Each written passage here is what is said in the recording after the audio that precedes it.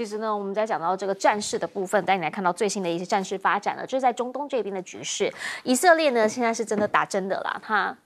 从来没有缩手过。目前空袭的是贝鲁特的市中心，也就是黎巴嫩他们首都贝鲁特的市中心，造成了22死117伤。所以从上个月呢加强作战以来，伤亡最惨重的一次。而且现在大家为什么会说他杀红了眼？因为呢，他已经不是只是对准黎巴嫩，而是呢他的子弹不长眼，打伤了联合国驻军。必须要理解是在黎南这边，其实他们是有联合国的维和部队的。结果呢，现在他竟然是直接就朝着这一些的坦克，然后呢，以及这里的部队来开枪，那坦克子弹打下来之后，维和部队的人员当场呢说坠落受伤，甚至呢说在9号的时候，以色列这边就曾经有士兵是故意向联合国的安全摄影机来开枪进行破坏。好，这一些呢基本上都会引发国际间的谴责。另一个部分呢，则是他空袭了叙利亚。你会问为什么直接打到叙利亚？有目标的，他一个呢是打到了汽车的组装厂，另一个是攻击了装载物资还有医疗资源这样子的一些车辆。好，也就是说呢，他现在不是只有往北打而已，他还往东北这边打过去了，也就是跟他不一样立场的，是不是真的遍地开花？但也必须理解一件事情哈，虽然他军事上面确实啦，他有很多先进的武器，美国呢也一再的给他军援，只是你要多方开战。有办法吗？目前这个战争呢，已经打了，我想是加萨走廊打了1年了。那目前呢，也看到他要持续的跟这个黎巴嫩这边来开战，甚至打到了叙利亚这里去。那这一些你要怎么样来做一些的结束？又或者后续你要怎么思考跟700万的巴勒斯坦人和平共处呢？现在他的作为，国际间看不下去。意大利，那大家想起来应该是跟西方比较好一些些的，他们的国防部长出来说话了，说现在如果说连这个联合国的维和部队都打的话，这个叫非法行为，这个是战争罪。好，同时呢，他们也说，因为以色列呢一直以来，它跟一些欧洲国家比较不一样的是，在以色列针对哈马斯还有黎巴嫩真主党长达1年战争当中，他先前是高度支持以色列。如果连这样子的一个国家立场都看不下去了，那现在是不是大家应该好好思考一下，以色列要怎么样来说服众人呢？而国务院的这个部分呢，美国国务院它现在要重启1701号决议，什么意思？就是呢，他们希望也能够派遣维和部队来驻黎巴嫩，也就是说呢，他先前基本上，现在是已经有一个部队在黎南啊，目前轮值的应该是中国。那现在呢，他们又想要再援引这个1701号决议，再将联合国军直接派驻到以色列的境内，以色列会同意吗？大家给他打一个问号。虽然美国现在也觉得说呢，要让黎巴嫩变成加萨，纳塔尼亚胡这个说法他们也没有办法接受，但是现在以色列到底听得进什么样的语言呢？以色列现在呢也在讲了，说呢，如果是这样的话，他们会后续的再提出反击。中方最新的立场是强烈谴责，同时要求追查这些蓄意攻击维和部队的行为。而中方也敦促他们要放下使用武器的执念，但是感觉啦，就是没有办法让他回头，甚至大家也在等纳塔尼亚胡下一步会不会对伊朗出手。来看到的是伊朗呢，现在大家在讲会不会炸石油设施，国际间在讲为什么，如果他真的是炸石油设施的话，谁会最倒霉？提到的是中国，说因为呢90%的伊朗的石油都是出口到中国的，一天大概140万桶，那用人民币来支付，因为伊朗也是被制裁嘛，那所以呢，如果说真的是炸了伊朗的石油设施，反而是中方这边会受伤，但是其实不是只有伊朗而已，你必须要理解，这场战要是真打起来的话，附近这一些国家他们都不想要，原因是因为沙烏地阿拉伯他不用卖石油吗？他也走这个海峡，对不对？如果真的打起来的话，这些波湾的国家基本上现在都在担心啦，以后他们要怎么样做生意，所以一直跟美国讲说，你不要让以色列去攻击伊朗油田，我们不想要这样打架。伊朗的外长呢，现在也直接的见了沙国的王储，说要加强区域上面的关系，同时呢，在波湾国家这里，他们也一再的强调，他们不会开放领空，让以色列或者是美国这里来持续作为。而刚刚的最新是伊朗说呢，现在宣布正在考虑退出不扩散核武器条约。好，换言之，大家现在开始思考的是，他所谓浓缩铀提炼的能力会不会是真的已经达到了武器级？那这个浓缩的浓度是不是已经能够将这一些的浓缩铀装载到弹头里面？那如果是的话，又是另一个故事了。后续其实呢，这一些都会影响到中东局势的发展。首先请教一下赖老师，你怎么样来看以色列跟黎巴嫩目前呢，就是空袭来空袭去，地面部队其实也慢慢前进。以色列是已经把地面部队投进去了，那很明显的，他想要控制黎南这个地区，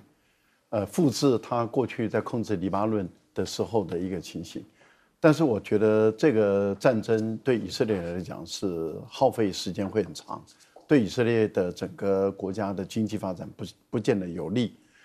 如果以色列迷信他的武装力量，认为说可以在很短时间内就能够把整个黎南地区控制，就好像他对加沙地区一样的话，我觉得他的判断也会跟加沙地区一样发生同样的错误。他当初说2个礼拜打下来，后来说1个月，然后后来又说2个月，后来说1季，现在半年过去了，1年过去了，加沙地区他并没有完全打下来。我们也看到，在这一次，以色列仍然受到加沙地区的哈马斯的火箭弹攻击，虽然炮火没有像过去那么猛烈，但是代表哈马斯的武装力量还是存在，人质还是救不回来，每一寸土地都打了，但是问题就在于哈马斯在哪里？而且已经炸死了4万多人了，哈马斯到底在哪里？哈马斯的力量还在，人质这么多人的人质还是找不到，这代表什么？代表以色列的作战能力还是有它的局限性。虽然它有绝对的优势，有科技、有经济、有武力、有美国的援助，但是问题就在于你解决不了问题嘛。好，同样的，黎巴嫩的南部的真主党所控制的地区比加沙还要大，范围还要大，它的坚固工事还要更深，然后更完备。在这样的情形下，以色列的攻击，我觉得要达到加沙的地步，它要耗费的时间要更久，花的钱要更长，它的经济会撑不下去，它的国防工业负担也会撑不下去，它一定需要美国的援助。所以全世界都知道，只有美国能够制止以色列做这个事，可是美国就是不制止。好，以色列现在在黎巴嫩南部地方杀红眼了，联合国的维和部队他都打，这代表什么？他认为维和部队很碍事，也就是说，当他要去攻击黎巴嫩的真主党的时候，维和部队在这个地方巡逻，跟他所驻扎的地区会构成他的障碍，他想把维和部队赶走。可是维和部队是2006年联合国的一个决议，对，有50个国家派出军职跟文职人员，现在中国大陆是主力之一，但是有1万多人呢，50个国家军文职加起来1万多人，那你以色列都打的话，难怪联合国抗议表达愤怒，欧盟也表达愤怒，意大利、印尼、中国大陆都表达强烈抗议，美国很表不安。这个代表什么？代表以色列已经对于触犯全世界的众怒。可是问题是你欧盟表达愤怒，然后呢，我们要问的是，你欧盟对以色列要做什么？你应该做出制裁嘛，你应该做出约束嘛。但是问题就在于不可能也不敢，那欧盟的愤怒形同虚设。我个人觉得以色列的这样的一个做法，美国说他也要派部队进去了，那我们要问的是，你是驻守在以色列，还是驻守在黎巴嫩的南部的维和部队的总部？也就是说，你到底要派到哪个地方去？目前他传出来是说派到以色列去，对，要派到以色列境内。你派到以色列境内干什么？你的维和部队派到以色列，请问一下，真主党的地面部队有越过边境打进以色列的本土吗？那你派到以色列的境内，我们就不太理解你的逻辑了。你如果派到黎巴嫩的真主党的控制范围内，大家在问的是你的目的到底是什么？是在约束这个真主党，约束联合国部队说，他们2个在交战了，现在对以色列有利，你的部队不要去维和，还是什么？我觉得你要跟大家讲清楚啊！你的一肚子的主义，你总是要透明一点嘛。是，请教一下小舰长怎么看？无论是我们讲到说哈马斯，或者是我们讲到真主党，到底在哪里？到处都是。为什么？你打了他的爸爸，你打了他的兄长，那接下来他的妻子、他的儿女就会直干戈以为社稷。所以，为什么我们看到这么多的小孩颠沛流离？他都说他要帮他爸爸复仇，他要帮他哥哥复仇，所以到处都是。不过呢，我们这样讲啊，以色列杀红了眼，他觉得这样有效，因为他在进行种族灭绝。其实他就是在进行种族灭绝，只是大家愿不愿意面对这件残忍的事实而已。也就是说，我们现在看到说，欧美国家为什么不制裁以色列？因为你没有胆量啊！你制裁了以色列，美国大选你怎么选下去？你一定贺锦丽一定败选，所以你不敢。那对于欧洲来讲也是相同的道理，所以没有人愿意做这件事。至于以色列他来攻击联合国的这些组织啊，已经不是第一次了。4月1号的时候，他是不是才攻击了在加萨走廊的中央厨房？是啊，那现在在攻击联合国的这些维和部队，意不意外呢？不意外啊。现在在讲到说这个1701号决议派兵维和，那以色列会不会再打你呢？会啊。所以谁派兵呢？那也就是说，这件事情没有人会愿意派兵的，因为派兵的结果也就是送死啊！谁敢开罪这个美国的小祖宗呢？那至于说现在以色列最糟糕的，一直以来他都是无差别的攻击。那他无差别的攻击的为什么他无差别攻击？当初他在加萨走廊的时候，就已经被人家说他违反了相关的罗马规约，也就是国际刑事法院已经将纳坦雅胡以及他的参谋总长以及国防部长通通列为战争罪的这一个通缉犯，然后谁都可以逮捕。可是有办法执行吗？你根本就没有办法执行。纳坦雅胡到处拍拍照啊，他是不是到了联合国？他是不是到了美国的参众两院的联席会发表演讲？谁能阻止呢？没人能够阻止。而且真主党跟这个哈马斯当初就有一个疑问，他把这一些无论是火箭或者是无人机各式的装备，他放在民宅里头。这一个问题其实也就是他这一些民宅里面的人并没有办法得到相关的国际人道法的一个保障。那这个问题呢，也就会回到我们台湾，也就是我们现在很喜欢啊，我们的国防部很喜欢讲，我们长兵于民啊，要把这些弹药放在公庙，要把弹药放在什么工厂，还要放在学校。对，等到有一天台海升势的时候，那个就是第一级攻击的目标。是，请教永平姐怎么看？纳坦雅胡杀红了眼哦，以色列到底谁能够制止他呢？其实现在所有的答案非常的清楚，就是美国。为什么呢？因为他的武器、他的炮弹也不足够啊。对啊，只要美国停止提供给以色列现在也有很多西方媒体都披露，他就支撑不下去，那他就会必须要暂停。好，那问题是，美国现在有可能停止供应以色列武器吗？现在没办法，因为现在美国正在选举。因为他这次选的不只是总统，他还选了这个国会议员各方面，所以呢，各种人都需要这些金主的钱，所以他在这一刻是不可能的。那大家都在等11月5号的结果，可是现在怕就怕在11月5号之后，如果美国虽然选出了白宫的新主人，可是美国内部并不平静。所以呢，在那个新旧交接的过程中，大家就会更无暇他顾的时候，那么很可怜的就是整个相关中东的情势，一些平民他们很可能就会继续遭到以色列的屠杀。然后呢，中东的情势就会还有1-2个月呢，有可能更升级这个冲突。那更升级到这个冲突，现在看到以色列的方式就是说，他巴不得把你很多人卷入，他敢去这个动联合国的部队。某个程度来讲呢，其实也就是说，他要让各国呢都觉得非常的不安。那当然，这样的一个后果是会让未来美国如果继续在这个大选之后单独要力挺以色列呢，他的处境就会越来越困难。因为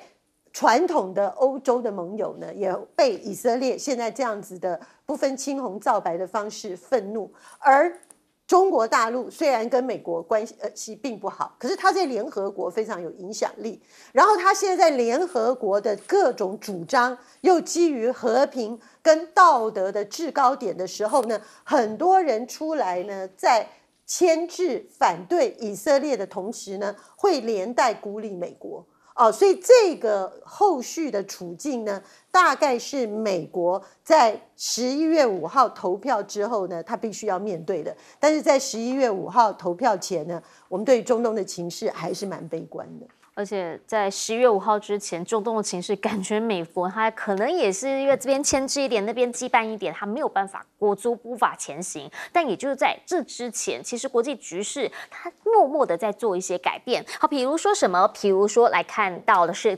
经贸方面，澳洲现在跟大家讲的我跟你讲哦。我的龙虾，活龙虾要卖去中国咯。他方面宣称啦，说中国将终止活龙虾禁令。结果呢，他就去问外交部啦。好，中方外交部的发言人毛宁怎么说？说我们是愿意同澳大利亚有关方面继续通过协商来解决双方关切的问题。那不就是跟上一集还一样，还没有进到下一集呀？那澳洲这边的这些讲法是一厢情愿吗？大家开始在问为什么有所保留。现在刚刚我们来宾都有提到了，东协正在召开。好，东协自贸区呢，中方这边3.0谈判完成了，原因是因为呢这一次的这个10+3，也就是东协加上中方、日方、韩方的领导人会议。他们现在持续的希望说呢，能够把它整个完整起来。那对于中国来说呢，这一次李强出去之后，也是要跟东协的各个国家各个了解一下目前的动向。泰国、柬埔寨很明确的就是在铁路、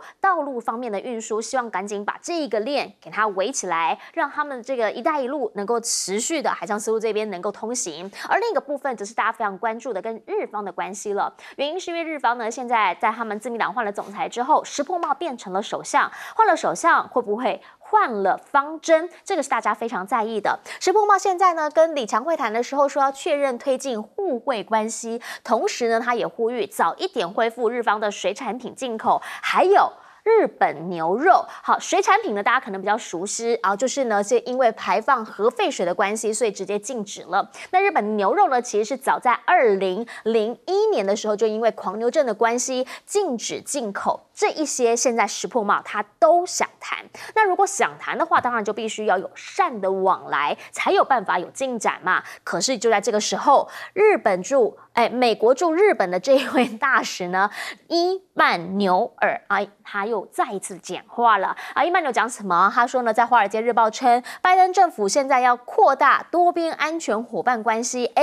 是时候咯，要增加对中方新的经济措施，甚至提议成立类似北约的集团抵制中国。我不知道石破茂听到的时候有没有觉得说，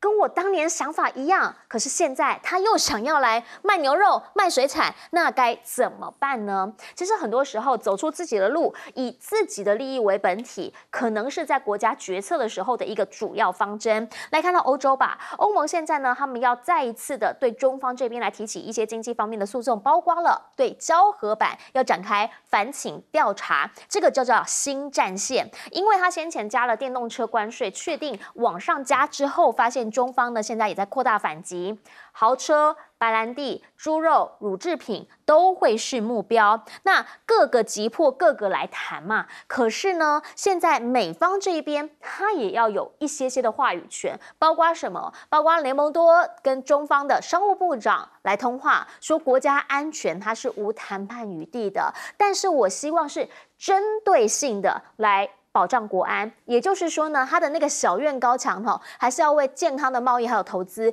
留出空间啦。但是外交部这边的回应就是，大国竞争已经不符合时代潮流了，大家为什么不直接把饼做大，一定要搞集权，一定要搞小圈圈呢？纽约时报的分析是这样认为的，说其实过往呢，在美国这边鼓吹一件事情，叫做跟中国分手。但你看看福特，还有看看苹果，他们就有一点点难作为了，因为很担心他依赖中国，但那个市场呢，他又不想放弃，那该怎么办？两地都有在做生意的人，现在压力只会越来越大。而中方呢，现在也确实他们在科技方面，在航太方面也开始慢慢走出路子了，所以呢，才会让郭正亮讲，现在譬如啦，鸿蒙系统如果越来越健全之外，那就没有办法再跟中方这边有更多的前置，甚至呢，你要围堵中方的武器，在你桌子上面的这一些方法也会越来越少。回过头就想要请教一下赖老师，怎么样来看？在经济方面，其实啦，大家的篮子里面的工具都蛮多的，但是呢，网络上面所看到的一些信息，当大家去比对之后，就会发现，彭博社说，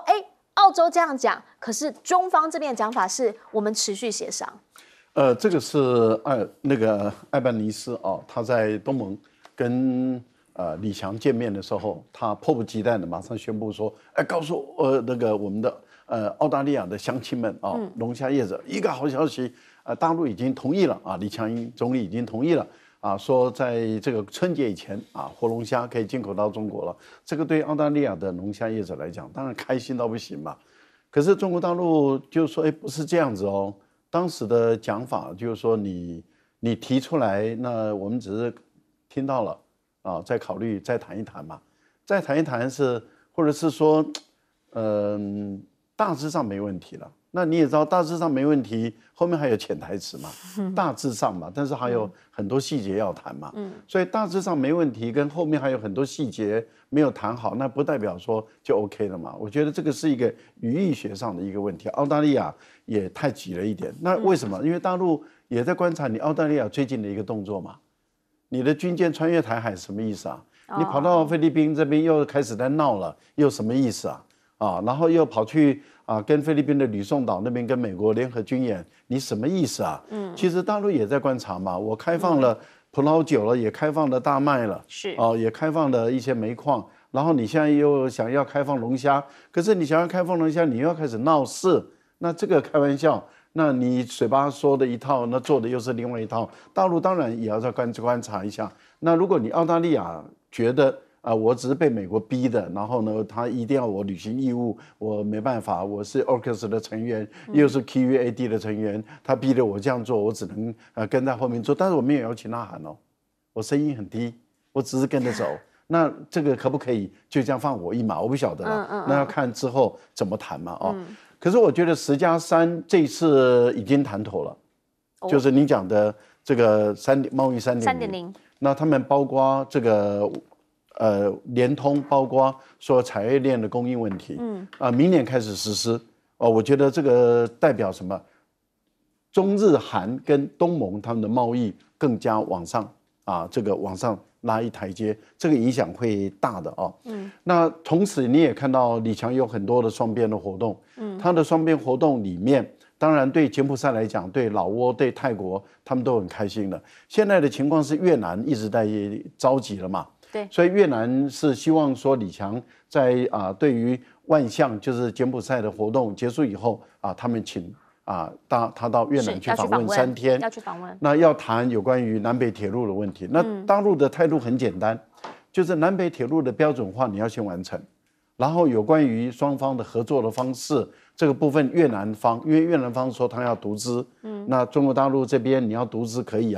那问题就在于那怎么来合作法嘛？你要提出方案。如果对中国大陆的利益不理想的话，大陆怎么可能送你礼物嘛？哪有这种事？做生意当然是你好我好大家都好。石破茂这次倒是比他不一样，因为石破茂已经明确的宣布他不会去拜鬼，不会到靖国神社去拜鬼。他已经直接宣布了，他不会去这个祭拜靖国神社。那这个就跟以往的有不一样。但可是人家问另外一句话，说那你会不会送一些祭品？他没有回答。由林芳正来回答。他说会妥善考虑。那大家再看嘛，有没有什么不一样？好，我们先进广告，等等回来继续说。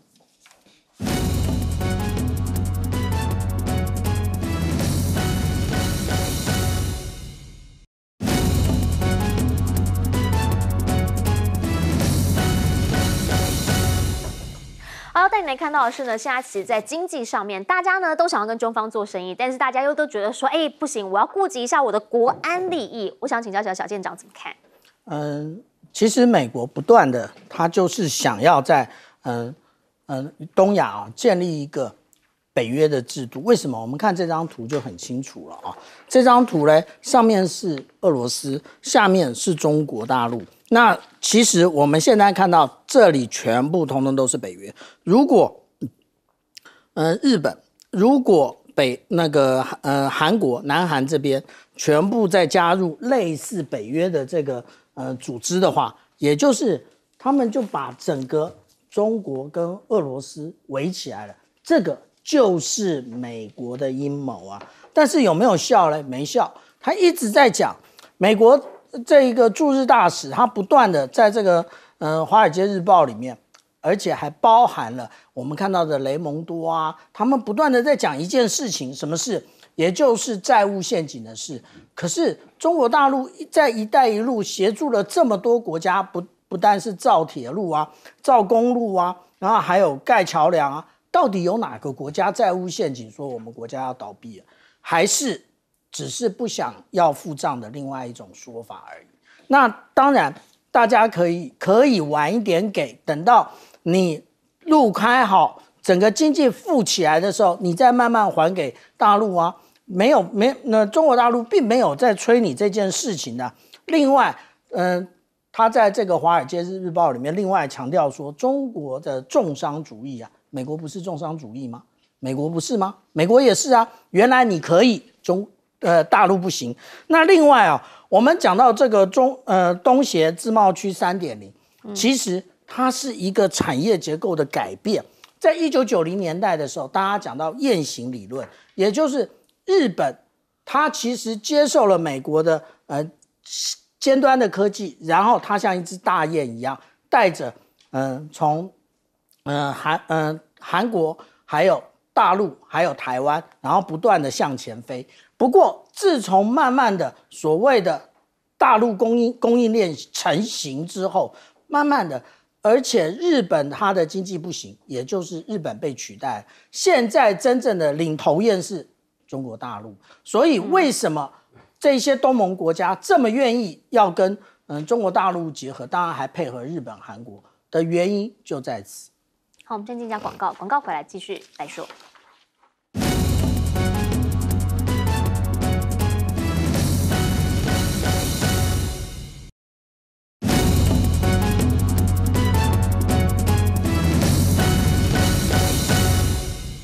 节目最后邀请永平姐来帮我们做总结。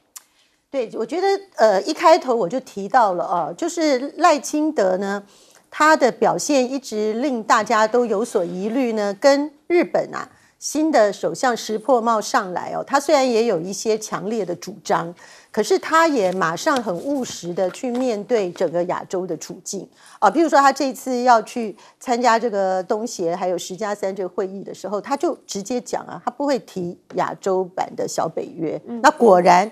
跟中国大陆总理李强会面的时候，不但没有提到还得到他的很多善意，还得到中方呢非常好的一个呼应。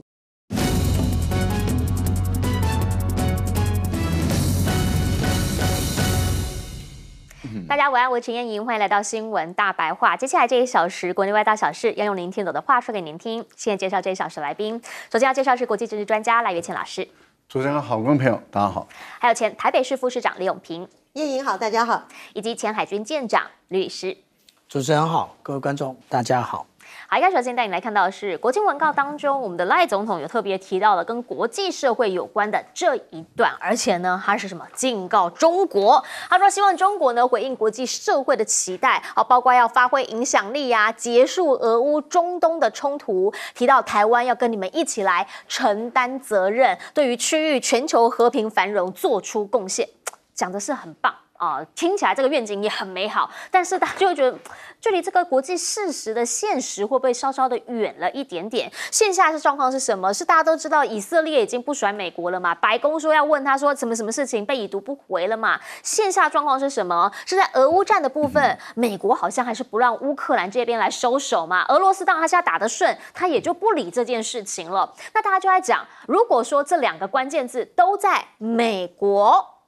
那为什么是跟中国喊话，不是跟美国喊话？原因是因为每一次赖清德讲到国际政治的时候，大家都会问我们的总统对于国际的情势是怎么样来判断的。包括先前他曾经主动的提到安文条约，喊话中国说，这些土地我们割让给了俄罗斯，现在要回来啊，俄乌战争人家现在最弱啊。后来呢又提到了什么，说中俄在军事外交上面强烈合作，所以我们也要更加的比以前来说，民主的盟友要紧密的贴合。这一些的发言，其实后来呢，在俄罗斯这边都有非常多直白的言语在回应赖清德。那当然，赖清德这边也就没有后续了。但是呢，必须要理解，在国际的情势上，当他一再提到中国，但后来中国呢，好像最近已经开始没有这么样直接的在回应这些问题。内容，对岸他选择什么？对岸他选择直接对美国出手了。国庆文告之后呢，大家再看看对岸会有什么样的一个动作。结果发现，他们现在是已经制裁了美国的3家军工企业以及10名高层主管。什么原因？原因是因为他们对台军援，所以呢，直接对他们来进行制裁。这不就等于是已经跳过台湾，直接对美国出手吗？但换句话说，会不会其实台湾现在也已经没有所谓的自主性、主体性了呢？大家在意的其实是这件事情，而且呢，必须要理解，目前在整个区域的情势上面，特别是在军事上面的实力。我们要怎么样来定位自己？一个南海这边的新消息了，这个是中国的双航母，包括辽宁还有山东，他们现在在哪里集合？在三亚军港这里集合，兵强马壮。然后呢，大家看到这个卫星图的时候，都会想，哇，他们集结在一起要做些什么？中国的海事专家呢，他们是这样讲的，是要开始来进行双航母的演练。原因是因为已经具备了这样的一个条件，但是他们也说，为什么都停在三亚军港呢？其实他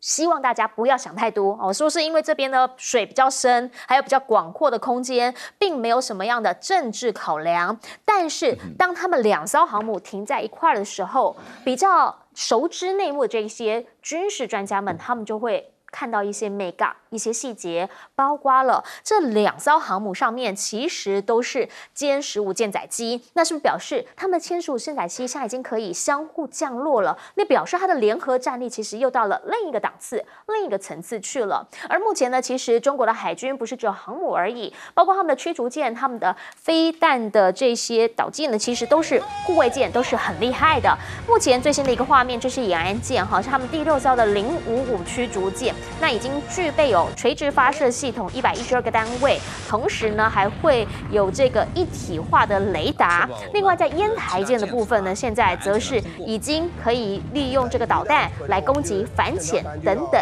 这些敌面的水面舰。而这一些呢，其实都还只是海上而已。大家想问的是，那整个军事实力上面呢？当然，对于印度来说，他看着他的邻居越来越厉害，他也必须要帮自己添些实力。所以目前已经有31架的 MQ-9B 无人机交易获得批准了。那他希望呢，能够在2个基地，特别呢是跟中方这边有关的基地，都可以获得了这个部署无人机的可能性。而另一件事情，则是他们要开始新建他们的新型核动力潜舰，这对于他们来说，因为你要知道，当他们已经开到了三亚军港的时候，他们其实也很担心会持续的往印度洋那边开过去啊，所以他们现在也要开始来做一些准备，包括说呢，在他南部的港口这里，要开始有一些国营造船中心的建造，要有自己能够造舰的能力，同时呢，也要能够自己来造出核潜舰的能力，这一些基本上他们都讲是要因应中国扩张影响力。只是过往一些比较不是这么出彩的记录，现在同样会被拿出来说，像是有的时候呢，这个集成，然后就后来发现自己是出包啊，或者是下水之后呢，发现不是那么样的稳，这样子的一些内容，现在绝对要杜绝。好，我们就想要回过头来请教永平姐了，原因是因为呢，在昨天的这个国庆文告当中，大家没有想到的是，他直接邀请中国跟台湾一起发挥影响力，包括结束俄乌战争、结束中东冲突？老实说，这个部分出现在昨天的这个国庆文告里面呢，确实比较突兀。好，因为先不管怎么说呢，俄乌战争跟中东冲突呢，不要说跟台湾的关系不大，台湾能发挥的作用也很少，连中国大陆都完全不是主角。好，那你今天在这样的一个状况底下，你如果只是想表达说我们也是国际社会的一员赖清德作为台湾的领导人，他也很关心国际情势，也未尝不可。但是呢，第一个你也不能够过头，第二个呢，你用这种说法去讲对岸的中国大陆尤其大家都知道，常年性的赖清德还有他的团队呢，是对中国大陆有相当敌意的一个政治的团体。那所以在这种情况底下，他讲这个话呢，难免就会让人联想多一点。是什么意思呢？是去讽刺对岸在解决国际争端里面不够尽力吗？还是说想要让国际的，譬如说西方的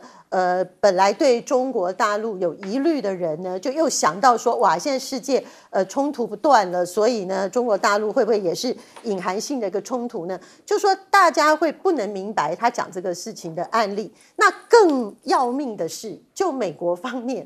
美国呢，其实一直还是有依赖论的对赖清德的很多的处理事情呢，美国人呢到现在还没有放下心来常常对赖清德的言行是挑着眉毛在看他的。所以当他在国庆演说这么重要的时刻，他去讲了这段话，我觉得美国人会听起来心里作何感想呢？他们会不会有一点觉得说，你赖清德跟你的周边的人是有点搞不清楚现在国际领袖是谁，是不是？就是说他如果今天把它讲成说现在世界很不平静有这个俄乌的战争，也有中东的冲突，那希望呢美国扮演这个世界领导者的角色呢也希望能够更发挥力量那中国大陆呢大家也关注你能够扮演的角色，那台湾也希望在这个国际社会里面也可以发挥积极性的做法，那这样是不是会面面俱到？可是呢你把现在全世界都认为俄乌战争跟这个中东冲突会更加剧或者更扩大，还是它有可能缓和的责任，大家还是在看美国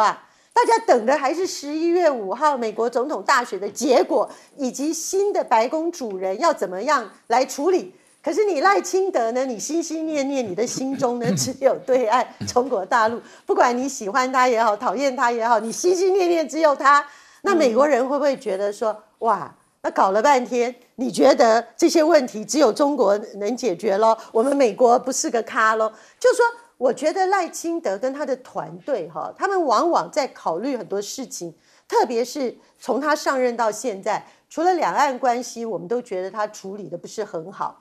一些这个定义啦，一些说法啦，都让大家觉得台湾方面每一次都要提心吊胆的，觉得很侧目以外，我觉得他的团队对于国际关系该怎么样的处理，我觉得相当的不熟悉这个状况呢，你拿跟谁来比一比呢？跟那个日本新的首相石破茂好，待会儿我们后面会谈到，可是跟他们的团队马上一处理，然后马上可以现在国际场合呢稳定了很多跟中国大陆还有亚洲的关系，我觉得真的是高下立判。我觉得真的赖清德还有他的团队讲话真的要注意一点。好，其实呢，从国际上面的局势来看，在国庆过后，大家都在意这件事情，就要请教一下赖老师，您怎么样来看这件事情？当辽宁舰、山东舰同时停泊在三亚军港的时候，这边的海事专家跟我们讲说，没有想那么多啦，这个不是政治考量，这边水深嘛，所以这边看好可以停2台，我们就这边停2艘，你怎么样来看？如果我们以美国做标准来说美国通常要打一场区域性的战争的时候，它的基本的标配就是2个航母战斗群同时出现在这个海域或是这个地区不管当时在伊拉克或者是在伊朗他都做同样的一个动作，都是2个航母战斗群过来，然后他就摆出一个阵势，也就是说，我对于这样的一个区域的战争，我这样的一个能力已经有了，因为这个涉及到就是说它的整个舰载机的作战的数量，跟它的本身的产生的这个作战的效率。那为什么大陆的2个航母战斗群就在9月到10月这段时间突然间同时出现在南海这个地区？这个跟美国、日本、澳大利亚等还有菲律宾有关。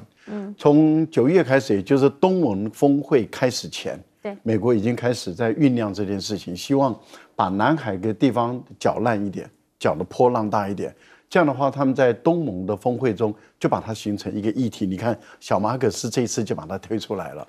然后他们就形成一个议题，然后要求东盟的峰会逼中国大陆要来处理这件事情。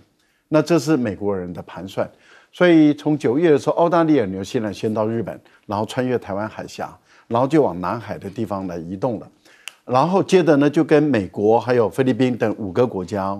这5个国家就在哪里呢？就在马尼拉的外海这个地方就开始举行联合军演。那就在那个时候，中国大陆同时就宣布南部战区就宣布黄岩岛以外开始进行这个军演了。可是您看，就在这个时候，菲律宾的3001号跟3002号，那就在第2次军演的过程中，他就进来黄岩岛，然后就被中国大陆用水柱把它喷走。好，第2次的军演就把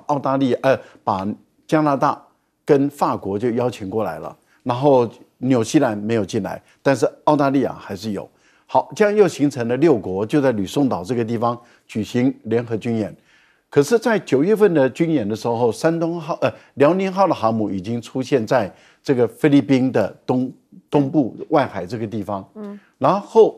在10月份的军演，山东号出现在南海这个地方，也就是2个航母战斗群对于菲律宾可以形成2方的一个夹击的一个情形，其实形成一个区域的一个作战方式。我们看到，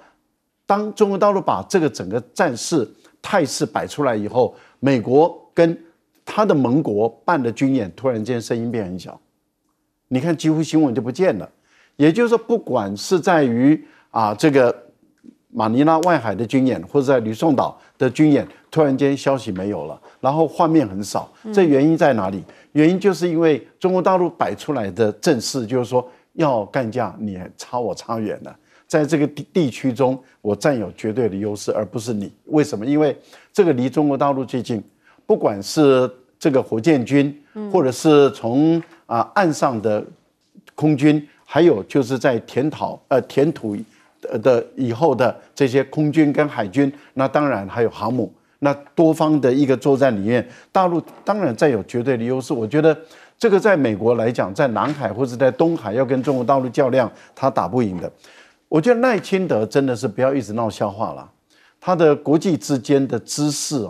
尤其是他的团队跟赖清德本人，对于现在的国际情势发展如此的贫乏，他的知识如此的匮乏坦白说，真的是让人家啼笑皆非。因为尤其在国际的演说中闹这么大的笑话，真的是很可笑。因为才刚刚过去没多久，联合国中国大陆跟巴西在联合国推出来的这个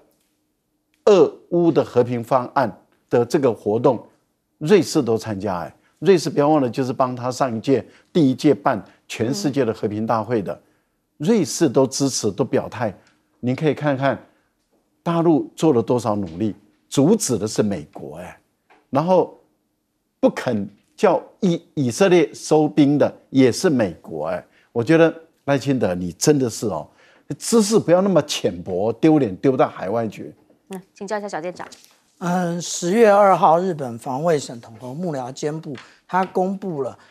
辽宁舰的最后一报的时候，他留下了一个尾巴，也就是说，他那个时候表达辽宁舰的这个编队也就是航空母舰打击群的这个编队，在菲律宾明达纳尔岛的东侧。那他画了一个往西南的一个路线，往西南想象空间就弧线可能去南海，也可能去印度洋那当时我的个人的研判就是他要去南海那结果现在我们事实证明啊，它就是到了南海。那它到了南海之后呢，如果说我们看这张图的话啊，我们可以发现这个是停在这边已经有一段时间的，山东舰下面就是辽宁舰了。那可是大家都注意这2艘船了。那注意这2艘船之外呢，我们有看到这个三亚的军港变成什么样子吗？请大家注意到这一块，这一块是什么？这一块是沉箱啊，代表什么？代表他们现在这边正在扩建码头啊，也就是他们已经觉得他这个航空母舰的码头不够用了，他要继续往外扩建，而且呢，它不是只有如此而已啊。也就是说，我们看到有关于说在这个其他的位置啊，也就是三亚其他的位置，我们刚刚指出来的航空母舰的码头其实是这一块，我们可以比对2020年到2023年，去年的也就是这2个年份之间的状况啊，我们就会发现说，它慢慢的在2023年这边，就是我们刚刚指的那边，已经开始扩建码头了。另外呢，它还有2个码头已经完成了，也就是靠在这边的这个虚线的这边，现在已经完成，已经可以靠泊了。还有在那个跟这个辽宁舰这个航空母舰的码头同一侧的这一边也已经完成了。那这个红线是什么？这个红线也就是上面这边。它其实是一个船坞啊，而且这个船坞有大小2个船坞。这个大型的船坞它可以容纳福建舰，然后小的船坞呢，也就是各型的，包含055这个万吨驱逐舰，它通通可以容纳。也就是他们不断的在这个三亚这边扩建，它不仅是扩建三亚，它还扩建了